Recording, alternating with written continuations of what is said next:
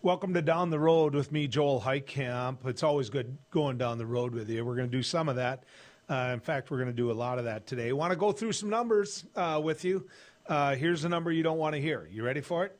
30 new deaths from COVID in North Dakota. That just was reported a little bit ago. Do you want me to repeat it? 30 new deaths. That's real. That's a real number. We're talking about an 18% positivity rate in the state of North Dakota. 18%.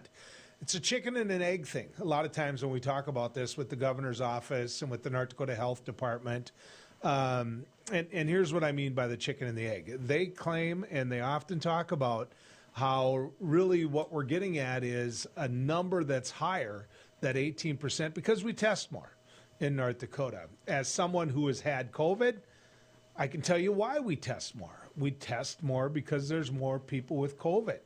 The fact that someone gets COVID is the genesis of the testing. Now, granted, there's individuals that can go do a drive-through and not go through their doctor and everything that's involved with that. But I've been tested twice. Once because my nephew had COVID and I came in close proximity to him. My doctor had to approve that test. Once because I had COVID and it felt like I had COVID.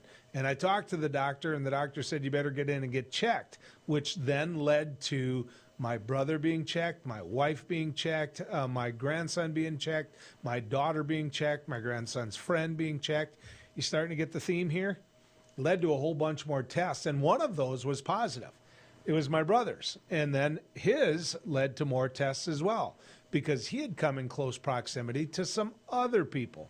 So it isn't like we're running around doing some bar hopping. It isn't like we're running around just hanging out in great big crowds at a football game. I've got Viking season tickets, and I haven't gone to a game. You know what? Because I can't. They don't let you in. So I don't know where I got it. I just know that I got it. And I know because I got it, there were more tests. And so the 18% number is real. And if it's bigger than other states, that's not because all we do is test. That's not because of that. We test because people have COVID. I want to talk a little bit about the market. Got a new president, right? Everybody said if Joe Biden comes in, the market's going to blow up. Oil prices are going to blow up. We're going to end up finding the stock market going down immensely. Just the mere thought of Joe Biden being elected is going to hurt commodity prices. Didn't happen. It didn't happen. In fact, when you look at what happened with the market yesterday, you see that there was a couple factors. Number one, Pfizer. Pfizer came out with information. They came out with news, and they talked about how their early data showed that their vaccine is good. It works on more than 90% of the people. That's a pretty good number. Before we were talking about a 60%. That led the market to go up, right?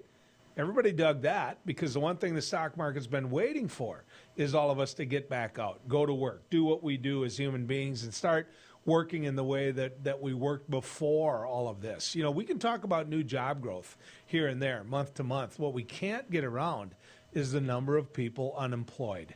And there's a lot of people unemployed after COVID. Also, oil surged. Did you see that? That's good for us here in North Dakota. That's really good for us. Oil prices going up means more tax revenue in. More tax revenue going in means that schools in Williston and schools in Watford City and, quite frankly, schools in the eastern part of the state and townships in the eastern part of the state are going to get more funding. We have all benefited from what oil has done in this state, all of us. And the one thing I would add is there was I don't know if there's a misnomer or a misspeak by Joe Biden that he was going to ban fracking. That's not the case. He was talking about on federal lands.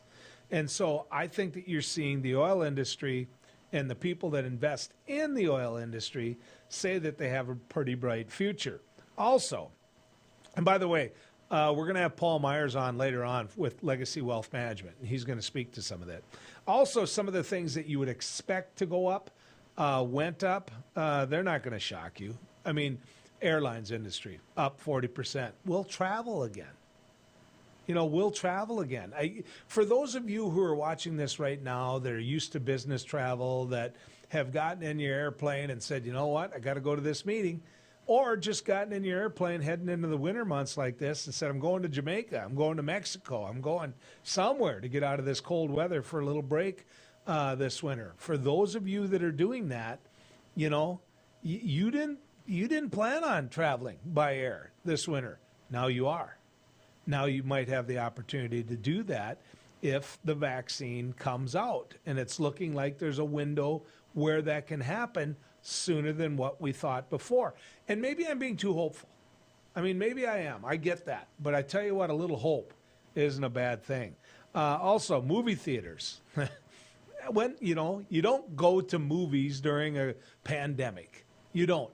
They've been kicked in the teeth. I mean, movie theaters have been kicked hard throughout all of this. Well, their stock went up 50% yesterday. 50%. For those of us that like to go to movies, for those of us that like to buy the big bucket of popcorn and watch your grandkids spill about half of it on the floor and apologize to the maitre d' later on, for those of us that like that, that's good news because there's going to be a movie theater there and it's going to be open. Yesterday we got word in Fargo that the Gastropub is closing. And I don't know how many of you know what the Gastropub is, but it's a billiard hall. It is a beautiful billiard hall. It was the dream of a wonderful couple, and it couldn't sustain all this. It couldn't. I mean, people weren't going out to the pubs. They weren't. And so if they're not going out to the pubs, they're not going out to the Gastropub, and they're not shooting pool. It's just the way it is. Also, what we saw was hope. What we saw was hope. Now, you're going to say, why didn't Pfizer go ahead and get this out earlier? Why didn't they? Jim Comey, that's why. They might have had this information before the election. They might have had it the day before the election, a week before the election, but they knew that this would make you make your decisions based upon it. Jim Comey came out a week before the election last time and said, Hillary Clinton, there's something wrong here. Then it turns out there was nothing wrong here. And then the next thing you know, Donald Trump is president because Jim Comey came out with information that no FBI director would have done prior to that. I mean, that's just the truth. That's what happened. So where do we sit? We sit with Pfizer saying, we're not dealing ourselves that hand. And I can tell you, I don't blame them one bit. Now, there's some other information that's out there. Donald Trump on Monday fired his defense secretary, Mark Esper. Fired him. Gone. Why? Mark Esper wasn't willing to do what Donald Trump wanted him to do in his use of the military. The military in the United States of America has only been called out when it is needed to be called out. It's a last-ditch effort. A governor calls and says, you know what, I need you. A hurricane, right? Perfect example. An earthquake. Perfect example. Hey, you got a big fire and everything's shut down. Maybe we need the National Guard to come. But it isn't called out as a political tool. It isn't called out as a tool to show that the U.S. government has gotten in control of this whole Black Lives Matter issue. It isn't used that way. And his defense secretary didn't want it used that way. And it showed. And because of that, he got fired. Now, the thing to keep in mind is that's the fourth person in 4 years to hold that position. The fourth person in 4 years to be our defense secretary. Remember Mad Dog Mattis, the general that came in the beginning and said, okay, I'll do this job. He didn't want to do the job. He had just retired, and yet his nation called upon him through its president, Donald Trump. Couldn't work for him anymore. He's the one that pulled the pin there. He didn't get fired. He said, I can't work for him. I just can't. Perfect example. In this case, there's word out that Mark Esper was going to submit his resignation anyway. And this way Donald Trump could, I don't know, look tougher, do whatever. But he ends up getting fired. And I think it almost would look good on his resume to have that happen to him. Now, what does this do for us with our allies? Does it make things more unsettled? Does it make it so our allies and our partners and everybody out there in the world says, what are we doing? What do we got going on here? These are people that are a big part of our national defense. They are.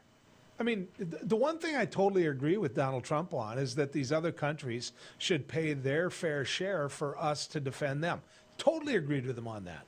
Also totally agreed with Donald Trump on the fact that, you know what, we don't just start wars. You know, he never got us out of one that he promised he would get us out of. But I will tell you this, he never went and found one to fight to. And I'll compliment Donald Trump on that. But what does this do to our allies? Our allies know there's going to be a new sheriff in town. They know that. And because they know that, you're not going to see them panic because the defense secretary got fired. I don't think you will. It depends, of course, on what the president orders in the last month. But I don't see Donald Trump using this lame duck period once he's decided that he has lost. I don't see him using that to then start a fight worldwide. A couple other things. Conceding the election. We're going to talk about that a little bit later. My closing comments are going to be about that. At some point, you have to pull the pin. And the reason you have to pull the pin is because of the transition. Joe Biden needs to sit down with Donald Trump and he needs to say, okay, what do you know that I don't know, and what do you know that the American people shouldn't know? And there's a lot of that. There is a lot of that. There's a lot of things that the president has access to that you and I as citizens don't and shouldn't. But Joe Biden should. And so at some point, Donald Trump's going to have to get over this loss, and he's going to have to sit down, and he's going to have to work that out to where he passes that information along. When we come back, Renee Mock is going to join us. She's the director of the Bismarck and Burley Public Health. This COVID crisis, Renee has had the guts to talk about it, and we're going to visit with her right after this. Howdy, folks. It's a Caroline Cafe. I reckon it's time you're due for a hearty meal. So saddle up for the day with one of our Hay-Bussin' breakfast homemade soups. Fill your grill at a salad bar. Sink your teeth into our famous Caroline burger and barbecue ribs. Top it off with spoon-rattling pie with a combo roll that's sure to put a smile on even the toughest outlaws. Shake the dirt off the boots each night and warm up with the gang. Tell them about it, Stacy. I can't wait to see you at the county line. Capital City Restaurant Supply is your one-stop shop for quality restaurant products for the large to small kitchens. Commercial-grade restaurant and bar supplies, limb game processing equipment, refrigeration, dinnerware, and smallware. We sell everything including the kitchen sink for trusted manufacturers for the chef and all of us. Open to the public since 1971, we are veteran-owned and North Dakota proud. Let us take care of your restaurant and home kitchen needs today by visiting us at 1414 Interstate Loop in Bismarck or on the web at capitalcityrestaurantsupply.com. Beck Communications is honored to be recently recognized with 3 Broadband Now awards. Beck Communications Cooperative was awarded in the categories of Top Internet Speeds Nationwide, Top 3 Fastest Internet Providers in North Dakota, and North Dakota's #1 Fastest Fiber Provider. It's only through the support of our members and customers that Beck Fiber delivers award-winning speeds and service. Thank you, Beck Communications Cooperative members and customers, for your years of continued support. Introducing Accord Comfort Sleep Systems, a better way to sleep. We offer you 5 different models to give you the perfect choice of support and body comfort. Every model begins with our exclusive Accord Comfort Reflex Layer. This ensures proper spinal alignment and a deep down body relief.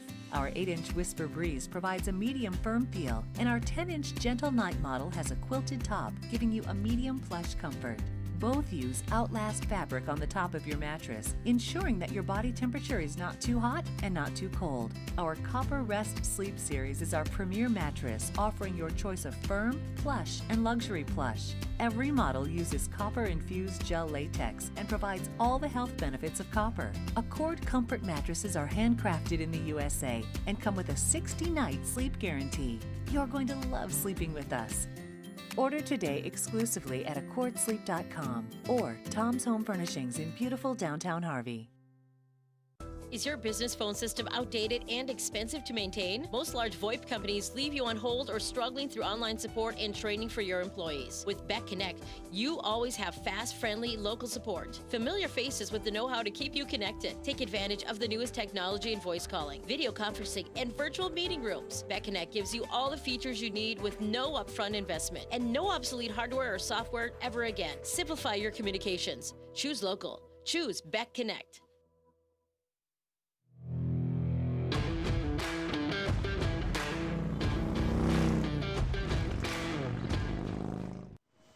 Welcome back to Down the Road. If you want to talk about somebody on the front line of a war, and believe me, this pandemic is just that. It's a war. It's a war to save lives. It's a war to find that vaccine. It's a war to get everybody doing what they need to do so that as many of us get to that point that we need to where the vaccine is available. North Dakota lost 30 lives today. I think the person you're going to talk to or get a chance to visit with right now is going to tell you that's too many. And there are things that we can do. Renee Mock joins us. Renee is the Bismarck and Burley Public Health. She's the boss when it comes to it. Renee, good to have you on with us. Thank you for having me, Joel. I'm not remiss in saying that you think we could do more and we could do better. Absolutely, we could. Let's talk about that. Let's talk about why our numbers are so high. And let's talk about the challenges that we face. How do you think the North Dakota people are responding to what's being asked of them? So at this point, I know a lot of our statewide strategy has been pushed for the responsibility of personal responsibility and trying to do the right thing. And obviously that is not working. We've seen that here at the local level, here in Bismarck and Burley County, and hearing it from other local public health across the state as well. So why? I mean, why? We've got 30 new deaths in North Dakota. We've got an 18% increase in COVID. We've got, the last number I looked at was 1 in 15 people have COVID. And I'm sitting here as somebody who's had COVID. I don't know if you have, Renee, because you're probably smart enough that you didn't. I don't even know how I got it, but I do know this. I've had it. It's not good. It's not the flu. People who tell you it's no different than the flu are wrong, or at least in my case. And so, Renee, the question I have of you is, why do you think North Dakotans are ignoring the things that basically we can do, that public health is telling us to do? So I guess from my experience and what I've heard, we've gone before the city commission, we've gone before other commissions to try to ask for help with enforcements and mandates for some of our public health mitigation measures. The biggest things that we have heard is it should be a personal choice, it's personal responsibility. I've also heard about the number of deaths, that the number of deaths is minimal, and obviously, when we are looking at deaths, when you talk about friends and family members, that's not something that I feel is a good excuse, but that's an excuse that's being used. So, Renee, there are people, we don't do this enough. So let me just do this first. I know the answer. I want you to say it, and then we can talk about it. Tell people what wearing a mask does, why you should wear a mask. So wearing a mask will protect me from you going out into the community. So you're not doing it to protect yourself, you're doing it to protect others, and especially those that may have a vulnerable condition or underlying health condition that may be greater impacted. Maybe they're elderly or have a cancer diagnosis, those types of things. You're wearing a mask for those individuals to try to prevent the spread from happening. When you're out in the grocery store, when you're out getting your essential types of things, gas stations, wear the mask because you're protecting everybody else. The other piece of that too is the healthcare workers.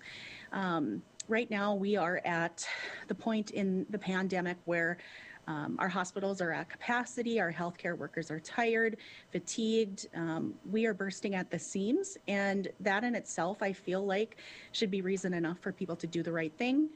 Think about those working in healthcare right now above anything else. As you know, my wife is a nurse. I have healthcare officials or healthcare providers, I should say, in my family. I've got a daughter that is a nurse practitioner. I've got a brother-in-law that's a doctor. So when I'm around them, I get all kinds of advice, and only I get it from professionals. When they talk about masks, to them, it's a no-brainer. And what they fear is that mask wearing before the election was seen as a political statement. And I'm curious, have the people that you work with, the people that work under you, have they said that to you? Have you heard any of that? I've heard of that, yes, that it's a political thing. Yes, unfortunately. That's just frustrating to me. After the election is over now, do you think, or I should put it this, do you hope that'll change? I absolutely hope that'll change. I know that from what we've seen, there's already some efforts put forth by the new president to address coronavirus, having a task force put in place. But we need action now from the people that are living here in order to make a difference. I know we have the holidays coming up, and with Thanksgiving and Christmas coming and families getting together, everybody needs to do what they can to do their part at this point.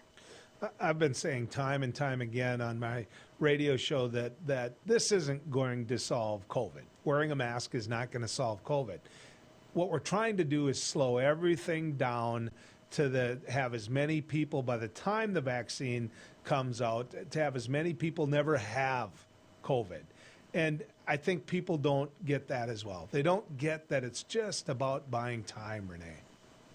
Yes, absolutely. It's about buying time, giving our hospitals a chance to catch up, giving our healthcare workers a chance to catch up, thinking through some of the impacts coming forward. When we continue to look at our hospitals and what they're able to do we want to start bringing field hospitals into play? We don't want to get there. I mean, we need to do what we can now in order to prevent that from happening. And we've been saying that for quite some time. And now our numbers, as they're approaching this really critical stage, it's more important now than ever. So, Renee, I just appointed you head of public health of all of North Dakota, a job that you don't want in the first place. But there, you've got the appointment. The governor just said, because of the head of public health, that we needed to put healthcare workers in these hospitals that have been diagnosed with COVID because they need them. They're asymptomatic. In the 30 seconds I have left, would have you done that? At this point, I would not have done that. I think that is that's a critical strategy for staffing shortages, and I understand to get to that point, it's kind of the last resort. Before I would have done that, I would have looked at the essential surgeries and seeing what we could do internally to maybe reduce that before putting additional people at risk. And I know they're working with COVID patients that are positive, but you're exposing others that you're working with. What are their spaces looking like as far as shared spaces, restrooms, and such?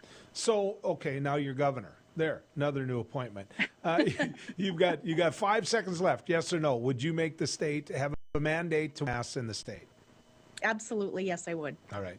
Renee, thanks. Thanks for coming on. Big changes in the market. That's right. We've got a situation where the market has taken off.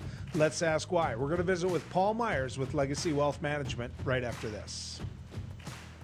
I just went in for a regular mammogram, and I found out that I had a little tumor. Through the exam and the biopsy, it was determined that I had cancer. I got a call from one of my doctors that I was diagnosed with breast cancer. After 5 years, they found a local reoccurrence. The first thing you hear when you're told you have a cancer, it's a little daunting because you don't know where to go with it. Since 1999, in a partnership between CHI St. Alexius Health and Sanford Health Bismarck, the Bismarck Cancer Center has provided the most advanced radiation therapies and holistic support services for cancer patients and their loved ones for 20 years. I've been at the Bismarck Cancer Center since it started. I actually was in the basement of Med Center 1 before, when we had old machines and old equipment. And thankfully, the two hospitals at the time, St. Alexius and Med Center 1, joined forces to create the Bismarck Cancer Center. I walk in the door, I get nothing but hugs, and I was marveled at them. I mean, I thought it was the best place in the world. The staff is unbelievably compassionate, and they explain everything to you. Everybody's genuinely concerned about your well-being, and the level of care is just top-notch. The Cancer Center just does such an amazing job of helping people. To me and my family, the Cancer Center means life. It's given me the ability to live out my life with my family, my wife, my children, my grandchildren. Because of them, I'm 2 years out, get to move on with my life, make a difference now for other people. I would recommend this center because the minute you walk through that door, they've got your back. This center means so much to me and to the people that are in this building, and we just want to keep giving it back to the community and providing for them what they need. I'm Katie. I've been cancer-free for 2 years. I'm Steve, and I've been cancer-free for 4 years. I've been cancer-free for 10 years. 10 years. 11 years. 15 years. My name is Lainey, and I've been cancer-free for 18 years. Bismarck Cancer Center, your partner against cancer for 20 years. Who do you trust with your digital life? Not all cloud backup providers keep your data truly private. Beck Cloud Backup uses advanced multi-layer encryption to keep your family photos, videos, and sensitive business documents secure and only for your eyes. Your Beck Lightband Internet service already includes 50 gigs of free storage to keep your digital life safe and secure. Call us at 701-475-2361 to start using your Beck Cloud Backup today.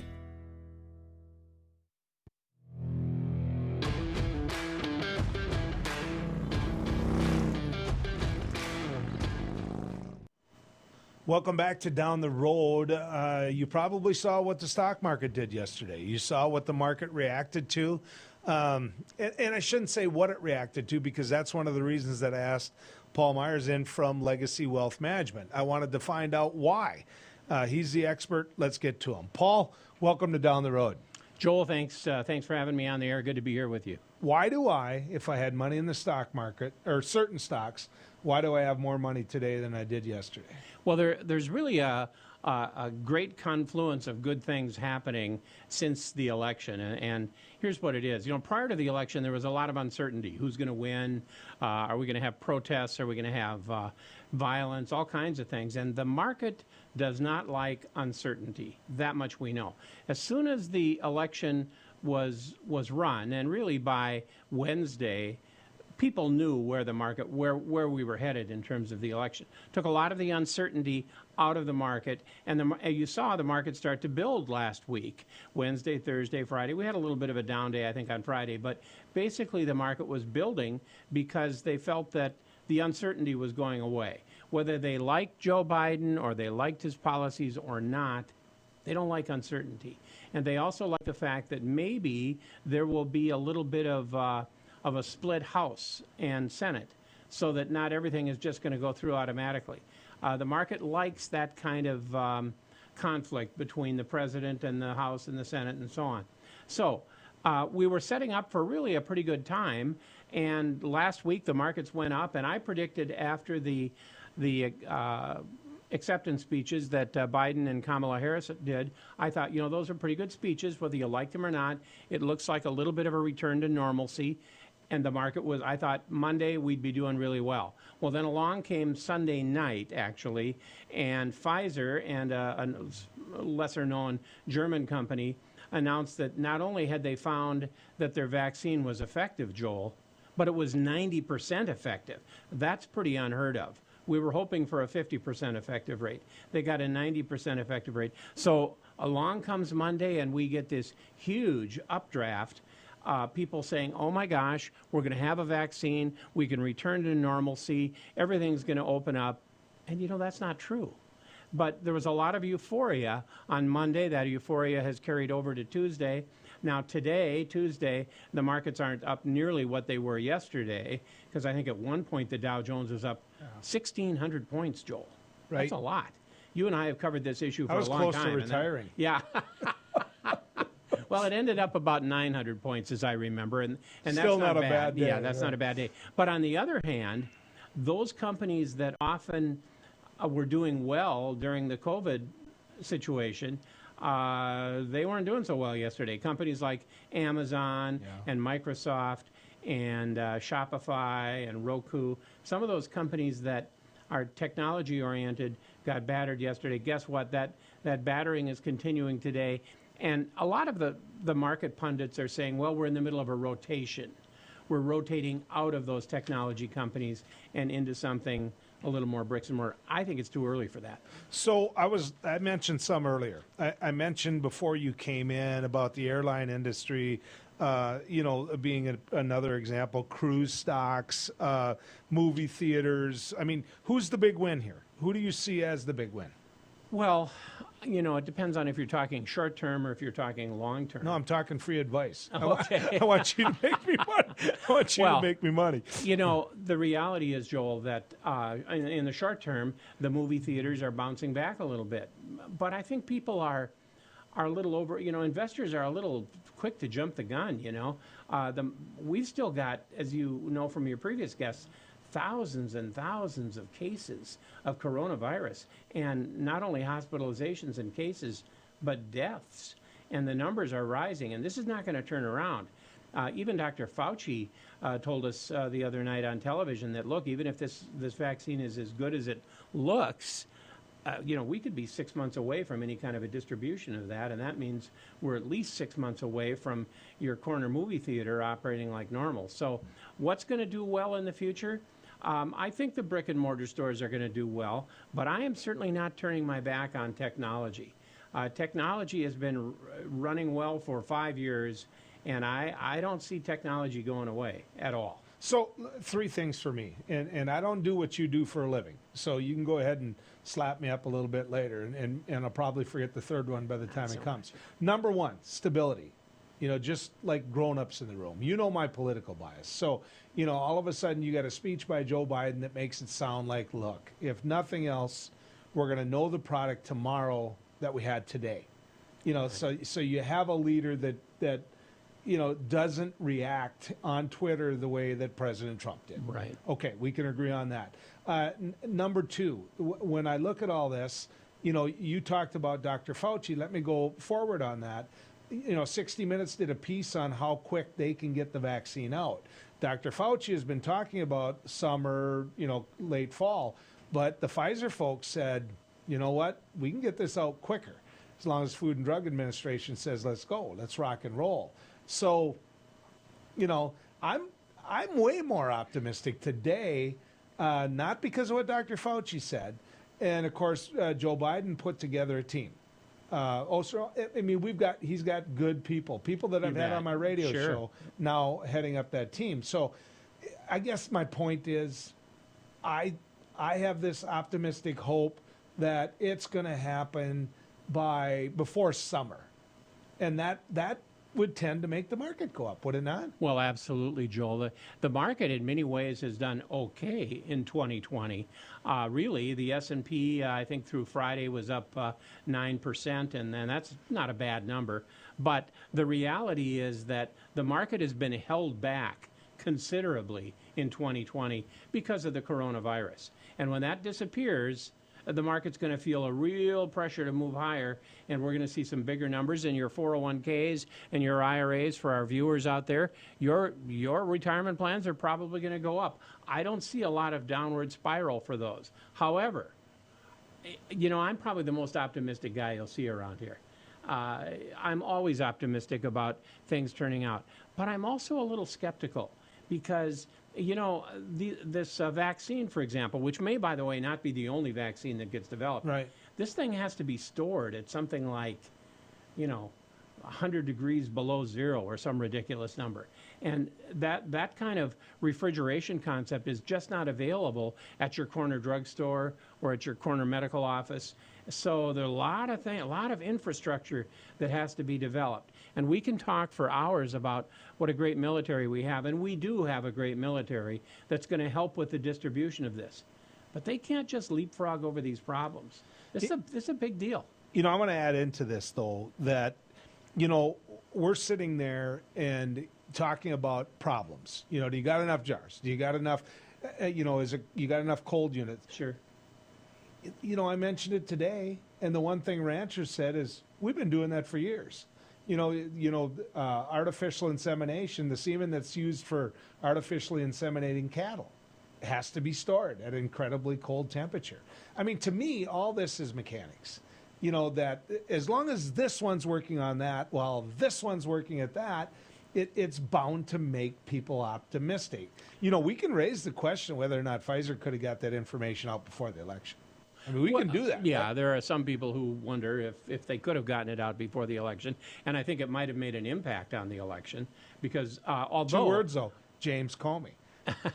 Right? That's exactly right. And not only that, you know, people should know that there's two parts to that question. You know, Pfizer did not really participate much in the Operation Warp Speed, except for accepting a contingency order for 1 billion doses of the product, or some large number anyway. Yeah, but that's a what if. That's a what if. It's not like they got $500 million to develop the product, and they made that very clear. They did not, in spite of some people taking credit for it and so on. So which means they're going to bushel even more, right? I mean, if they didn't take the federal funds to develop the product, they took federal funds to distribute it. Right. I get that. But that means that they've got the ace in the hole. Like you said earlier, though, there are other companies. There are other companies, and it'll be interesting, Joel, to see how all that plays out. What I would say is this. At Legacy Wealth Management, we're very optimistic about the future. We see a lot of good things coming down the road, and in particular because we're building up out of a hole we've been in. And I think when we build up out of that hole, the market's going to move higher, I believe. I think companies are going to come back to work. I'm always saddened when I see a company, whether it's a restaurant or a bar or another type of company that has to go out of business because they haven't been able to survive. I think that's a shame, and it's a little bit too bad here in North Dakota that some of that money from CARES wasn't allocated to help some of those small-town businesses. Well, and that's the point, right? I mean, that money didn't need to go to Harold Ham. There's my bias. I may have be right there with you. Okay, in the minute that we have left, I want to talk about the unemployed. I want to talk about the number of unemployed because we hear these reports, these job reports, and supposedly it's all rosy. There's a lot of people out there that are unemployed yet. How big of a factor does that have on the market? Well, it always has a factor, Joel, and it's good that you pointed out because it's not only a factor, it's not only a number, it's not only a statistic, it's real people.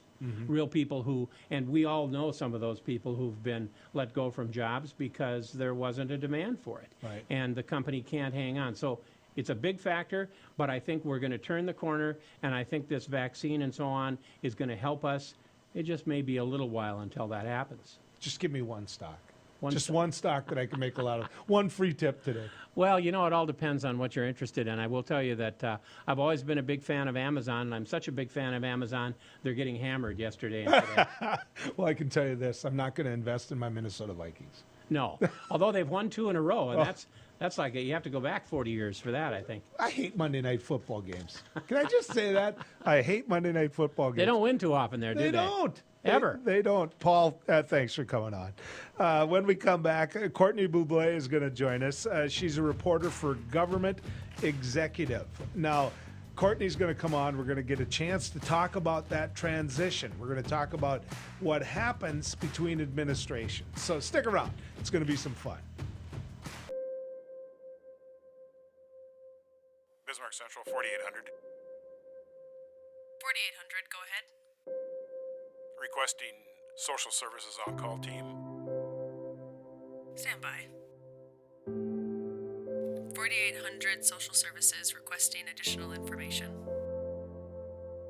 You can advise social services that we have an 18-month-old female who was in a residence with a mother, now being transported to medical care for overdose.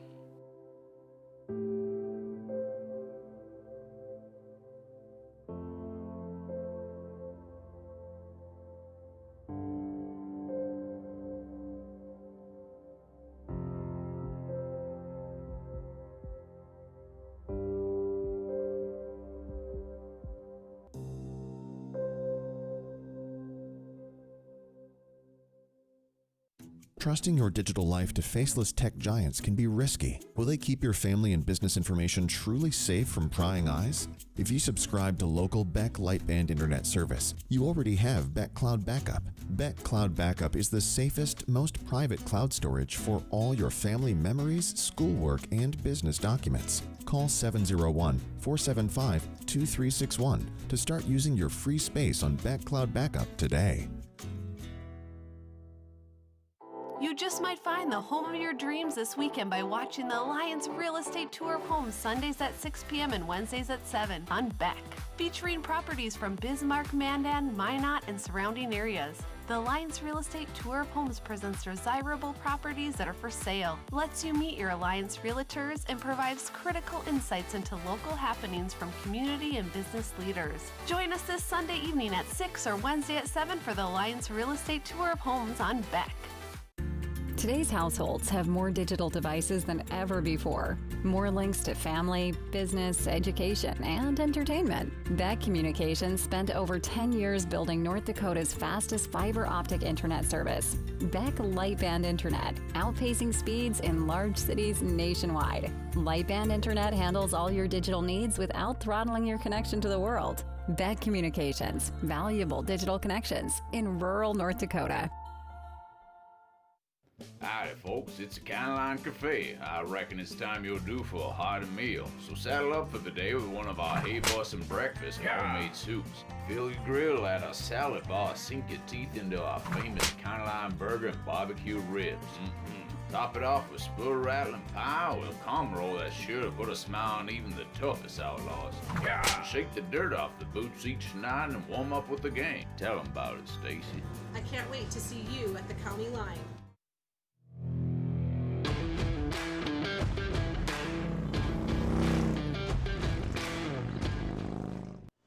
Courtney Bublé joins us now. Courtney is a reporter for Government Executive. She's a reporter that gets in there and asks the tough questions, reports that back, and isn't afraid to talk about the issues of the day. We asked her on because of the transition and the transition of power between the Biden administration that's about to begin and the Trump administration that we just went through, that we just had. Courtney, good to have you on Down the Road. Thanks for having me. Talk to me about it. Grade this. How is the transition going so far? Well, I'll first start by saying that the transition process began almost a year ago. The GSA launched their transition directory in November of 2019, and there's been certain milestones that the administration and the candidates have had to meet over the past, particularly 6 months. So up until the election, the General Services Administration, Office of Management and Budget, and other agencies involved have met all their deadlines, and transition laws have evolved over the last 20 years or so that have given the presidential candidate more support of the election. So they met all of those pre-election requirements.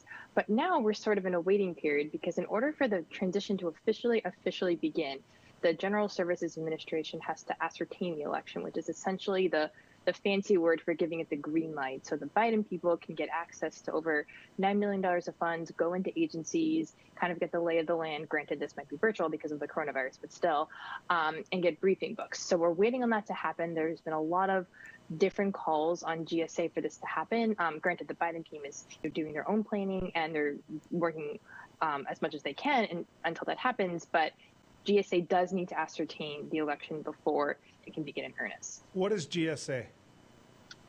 GSA is the General Services Administration. They oversee government contracting, government real estate, and the presidential transition is one of the many things it does. And in most years, it doesn't get much attention. This was a big issue in 2000, but since then, it's kind of one of those bureaucratic procedures that flies under the radar. But this year, it's become national news because of the president's lawsuits and the recounts and the question of when the administrator, Emily Murphy, who was a political appointee, is going to do this. So when you talk about that, and you said they kicked in over a year ago, so that's like an insurance policy in case administrations change. Exactly. Right? Because if the Trump administration has won, most of that work would have been thrown out the window? Exactly. Yeah. I mean, there are some that argue a transition should occur even if it's the same president because they can, renew their policies and bring in new personnel. But a transition really just happens if there is a new president. And after the 2000 election, where there was the recount and the Supreme Court case where we had a significant delay in getting results, and then the 9/11 terrorist attacks, which were about a year later, there was a need for more legislation and more support for the candidate ahead of the election because the 9/11 Commission identified this as a vulnerable time in our country where we could be susceptible to foreign attacks. Also, too, like with 2000, where we had this waiting period, the Bush people couldn't go into agencies, and they didn't have the luxury of the run-up that candidates now have. So, you know, with cabinet members, oftentimes they're asked to give their resignation even if an administration wins. Donald Trump goes through cabinet members like somebody with a cold goes through Kleenex. I mean, the fourth Secretary of Defense just got fired. So we know that, and we know transition is needed between those things. But now with the Biden administration, you know, the information that he would get from President Trump, much of that information, I suspect, would not be information that we as the general public would ever know. But I'm curious what your comment is about that. No, that's a totally valid point. And there's been multiple reports over the last few days about how the Defense Department and the Office of the Director of National Intelligence will not engage with the Biden team until GSA ascertains the election. Granted, that's part of the law, but they're even like saying like, yeah, we can't do anything. Our hands are tied until this happens. And, you know, I don't want to speculate too much, but, you know, that could become an issue if GSA takes a while to give this green light, especially with having, you know, an acting defense secretary now. Foreign adversaries could be looking at that and seeing that, you know, we're in a vulnerable time in our country. Well, here's a time in history. I want to make sure that people understand that all things aren't like we're talking about right now. I mean, George H.W. Bush, the transition that he had and what he did for the Clinton administration, I think, is a perfect example of what should happen for the good of the country. In fact, you know, it's the perfect example. You leave a letter in the desk of the Oval Office saying, you know what, for the good of the country, even though they were opponents in the race, for the good of the country, you know, here's what needs to happen. And I think that conversation I think it was just nothing but class by George H.W. Bush, which leads me to this question. What if Donald Trump doesn't quit? What if he never concedes? You know, that is the million-dollar question. And as someone who's been covering that transition for about a year now, my biggest question is, are we going to have a repeat of 2016 and 2017 when there are all those reports of the Trump administration not engaging with the Obama people, ripping up briefing books, and just kind of upending this procedure that has been decades in the making? So who really knows what's going to happen? The president was tweeting today, you know, you got to count every vote, we're going to win, ballot fraud, all these baseless claims about voter fraud. So I honestly don't know what's going to happen. See, people think, I think a lot of people think that the time between the election and the inaugural is plenty of time to get all this done. But it's a short period of time in a government world. I mean, it really is. And we're already looking, between the lawsuits and everything else that goes with it, we're looking now at December during a pandemic. I mean, timing-wise, how's this going to work, Courtney?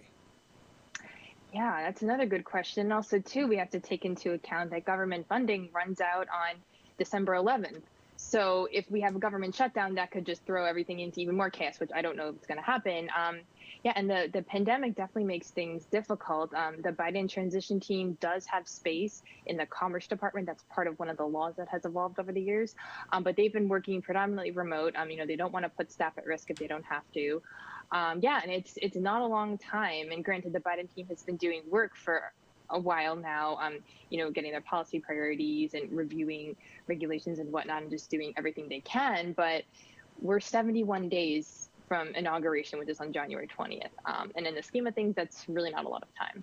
71 days. And keep in mind that some of those days are weekends and some of those days are holidays. And there's a Christmas and a New Year's involved in all of that. So you know, what it's going to take is somebody quitting. And we know who that person is that's most likely to quit. Now, whether or not he's a generous is the wrong word.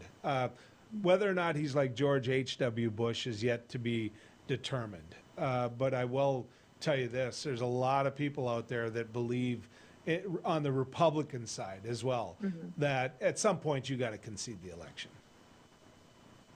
Yeah, one would think, but I think covering this administration, anything if I've learned anything, it's that it's very unprecedented, and we kind of don't know what's going to happen, the next day. And the president and his base are very convinced that he won and that there is fraud. So yeah, I just gonna have to wait and see. As an American taxpayer, as somebody who has had a lot of family in the military, heck, my father fought in World War II.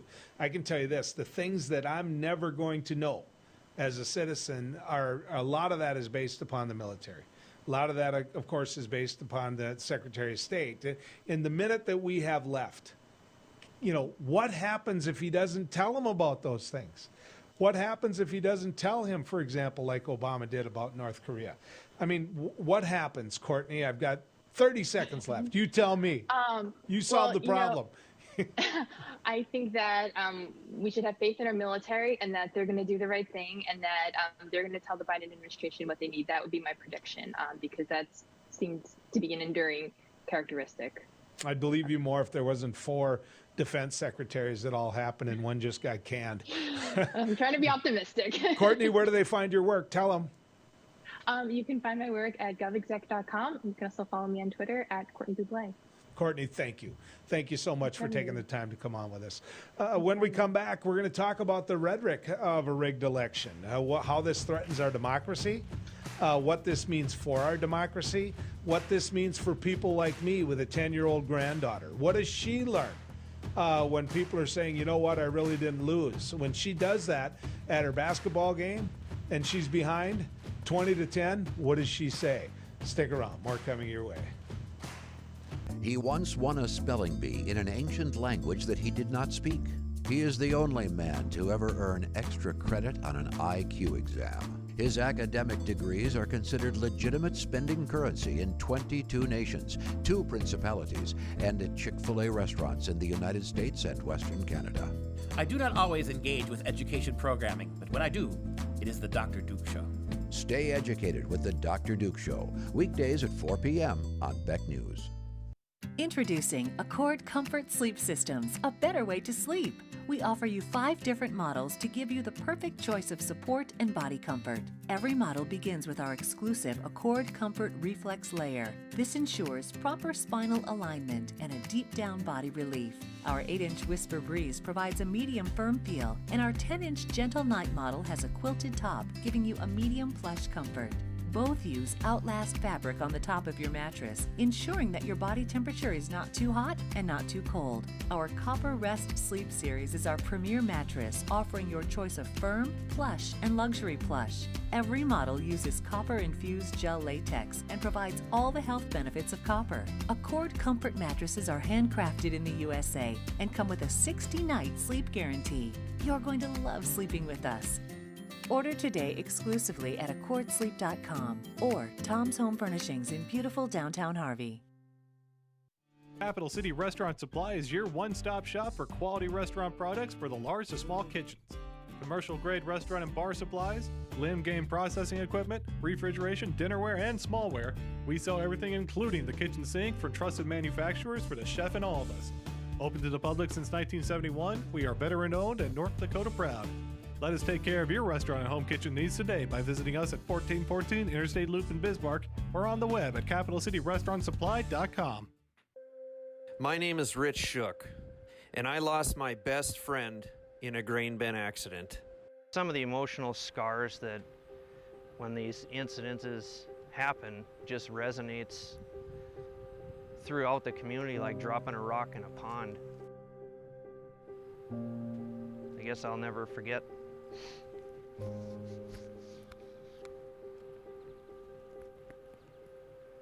At least the last moments we shared. That's why I think this is so important to get out there to people, is people think that it can't happen to you, and it can. The time it would take you to just kiss a loved one and your life is over. I believe it's unacceptable. This message provided by North Dakota Farmers Union.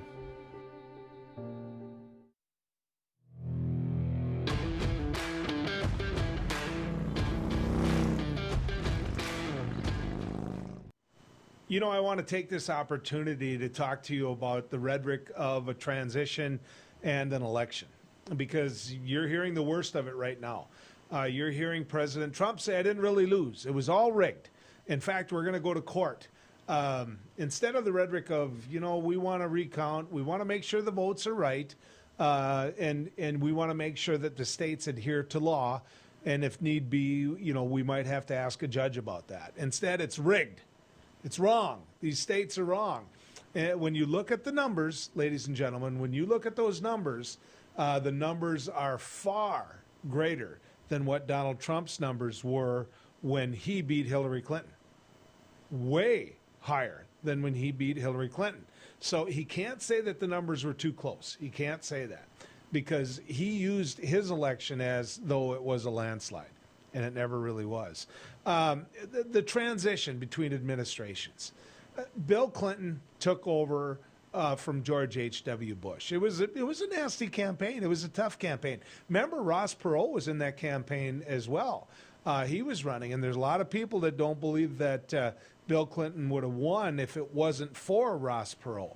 That dividing that vote is what made a difference. But Bill Clinton had an opportunity, you know, after all of that, much after all of that, to visit with ABC about that transition, to visit about George H.W. Bush. Take a listen, take a watch at this.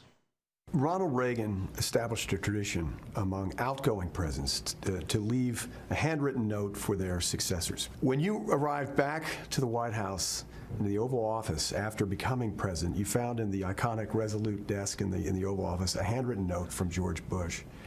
Mr. President, I wonder, would you mind reading a part of that note? Yeah, I love that bold letter. Here. It said, I wish you great happiness here. There will be tough times made even more difficult by criticism you may not think is fair. I'm not a very good one to give advice, but just don't let the critics discourage you or push you off course. You will be our president when you read this note. I wish you well. I wish your family well. Your success is our country's success. I'm rooting hard for you. How did you feel when you received that letter? I thought it was vintage George Bush. I thought he meant it, but I also thought he was trying to be a citizen in the highest sense of the word. Mm-hmm. It was profoundly moving to me personally. And that's the truth. It was vintage George H.W. Bush. Now, remember, that man served in a lot of different capacities in our nation. Senator, head of the CIA, vice president, president. Those are just the ones I can think of. You know, he was you know what I'm getting at. George H.W. Bush loved this country. He did. And he put it first. He put it first. That note shows that. I mean, he and Bill Clinton weren't going on any fishing trips together. Although after it was all over, I think presidents become closer. I think you saw that at George H.W. Bush's funeral. You saw people that genuinely liked each other. They had been through that same rigorous, tough job on behalf of their nation. So that can happen. That can happen, but it can only happen if the individual is involved think about and care about the country before themselves. And they have to. They absolutely have to. At some point, Donald Trump is going to have to admit to himself that he lost. And he's going to have to admit to the American people that he lost. And he's going to have to think about whether it's good for the country to write a note like that or not. The problem is, many of you watching this right now know what the answer is. And it isn't the same answer that George H.W. Bush had. It's always fun going down the road with you. You know what, ladies and gentlemen? Good riding with you.